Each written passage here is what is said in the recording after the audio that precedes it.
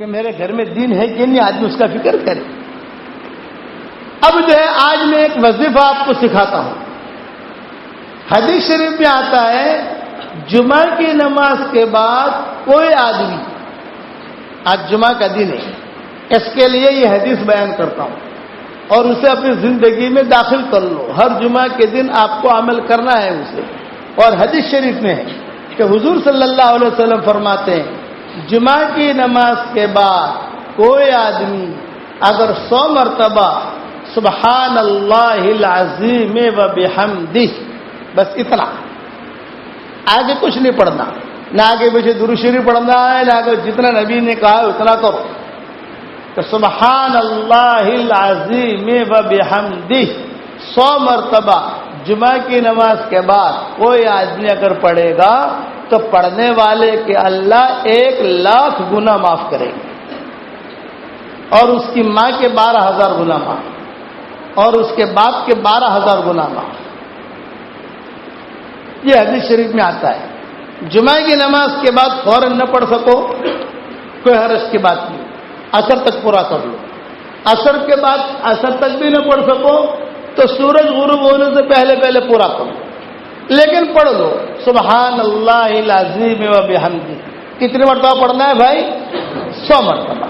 اچھا، ہماری خواتین چونکہ مسجدوں میں نہیں آتی، اس کے لیے میں ان کے لیے یہ کہتا ہوں کہ کوئی بات نہیں، آپ ظہر کی نماز کے بعد پڑھ لو۔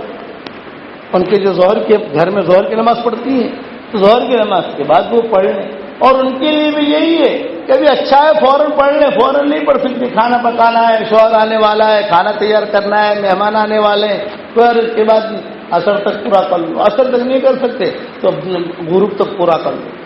فائدہ یہ ہوگا 1,00,000 گناہ ہمارا معاف، ماں کے 12,000 گناہ معاف، باپ کے 12,000 گناہ معاف۔ ایک عورت پڑھتی تھی، 5 سال کے بعد اس کی ماں خواب میں آئی اور اس کی ماں نے خواب میں آ کر کہا بیٹا ہر جمعہ کو تو میرے 12,000 گناہ معاف کراتی تھی، آج اللہ کے کرم سے میں پاک صاف ہو گئی، کہ آج جو ہے میں پاک صاف ہو گئی، میرے گناہ معاف ہو گئے، اب پاک صاف میں ہو گئی۔ اس لیے یہ حدیث شریف میں ہے، اس کا اہتمام کرو گے انشاءاللہ۔ دوسری حدیث یہ ہے کہ جمعہ کی نماز کے بعد کوئی آدمی اگر 7 مرتبہ سورہ اخلاص پڑھ لے اور 7 مرتبہ سورہ فلق اور 7 مرتبہ سورہ ناس، 7 مرتبہ سورہ اخلاص، 7 مرتبہ سورہ فلق، 7 مرتبہ سورہ ناس، اس کی ترتیب بھی یہی ہے، مردوں اور عورتوں کے لیے۔ عورتیں گھر پہ پڑھ سکتی ہیں، مرد یہاں پڑھ سکتے ہیں، اور غروب تک پڑھ سکتے ہو، فوراً نہ پڑھ سکو تو عصر تک، غروب تک پورا کر دو۔ تو حضور صلی اللہ علیہ وسلم فرماتے ہیں اگلی جمعہ تک اللہ تعالیٰ ہر برائی سے اس کی حفاظت کرے گا، ایکسیڈنٹ سے حفاظت، بری بیماری سے حفاظت، برے حالات سے حفاظت، لڑائی سے حفاظت، دنگے سے حفاظت کرو گے انشاءاللہ۔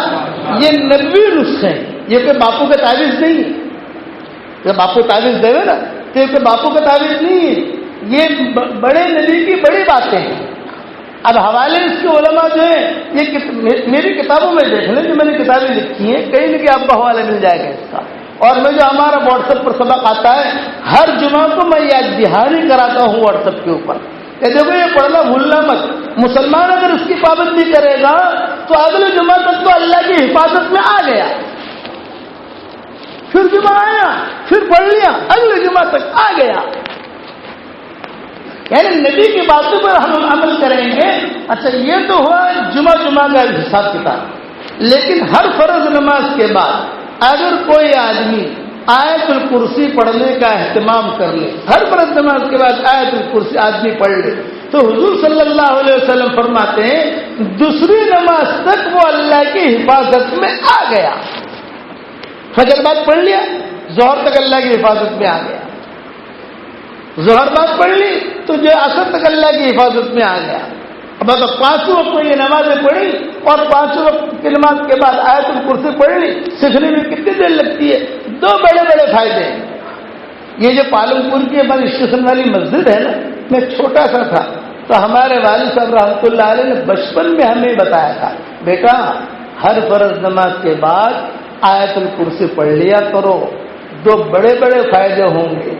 ایک فائدہ یہ ہوگا کہ 24 گھنٹے ہم اللہ کی حفاظت میں رہیں گے.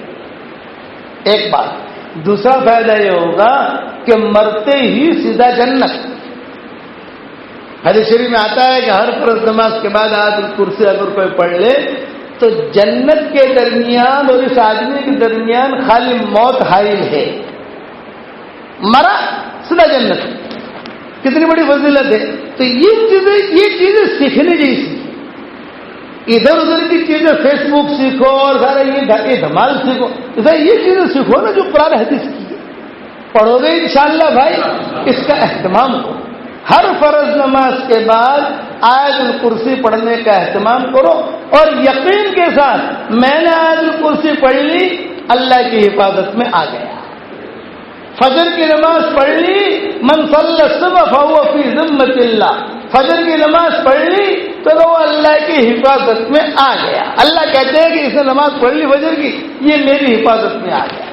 اور اللہ کی حفاظت میں جو آ جاتا ہے تو اللہ تعالیٰ اس کی پوری حفاظت کرتا ہے. اور گھر سے نکلو, جب بھی گھر سے نکلو ایک دعا کر کے نکلو, اے اللہ میرے بیوی بچے تیری حفاظت میں. بس. تو جو چیز اللہ کی حفاظت میں دی جاتی ہے تو اللہ کو غیرت آتی ہے. اللہ کہتے ہیں کہ مجھے کوئی چیز حفاظت کے لیے دے پھر میں اس کی حفاظت نہ کروں, یہ کبھی بھی نہیں ہو سکتا. اس کے لیے اللہ کو حفاظت دی جائے. اس لیے حدیث میں آتا ہے کہ گھر سے نکلے تو بسم اللہ علی نفسی و دینی و اہلی و مالی. اے اللہ میں میرے نفس پر بسم اللہ پڑھتا ہوں, میرے گھر والوں پر بسم اللہ پڑھتا ہوں, میرے مال پر بسم اللہ پڑھتا ہوں, میری اولاد پر بسم اللہ پڑھتا ہوں. جائے جملہ کہا تو سارے کے سارے اس کے بچے, اس کی دکان اللہ کی حفاظت میں آ گئے. علماء نے لکھا کہ میرے گھر میں دین ہے کہ نہیں.